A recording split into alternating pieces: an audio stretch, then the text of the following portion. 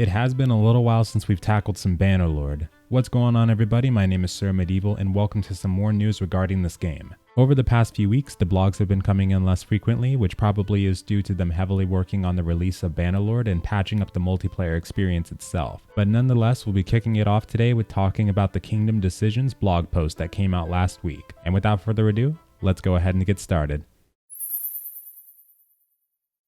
It starts off by stating that medieval kingdoms were in the past, fraught with internal power struggles, and in many instances, the most powerful people in the realm did not sit directly on the throne. Instead, they wielded their influence to shape the kingdom in their image or change the course of history completely by throwing their weight behind sweeping changes that eroded the power of those above them. In Bannerlord, the kingdom decision system acts as a solution that allows them to represent these kinds of internal politics, which in turn should lead to a more dynamic sandbox that evolves and changes throughout a playthrough as clans rise and fall. In previous blogs, they briefly touch up on the subject of decision making, but in this one they expand even deeper down into the full functions of the kingdom decisions themselves. These decisions come in various types. Kingdoms may have to make decisions on politics to enact, as well as things like who will get a new captured fief, like in Warband. And in those cases, while the ruler makes the ultimate decision, all clans in the kingdom will have their say by supporting one or the other choice by putting influence behind one of those options. Now, since this game will feature clans in certain cases, clan AI will evaluate whether to put their weight behind a proposal, considered by a number of factors, including interest in the outcome with the proposal, if it's within the clan's benefit,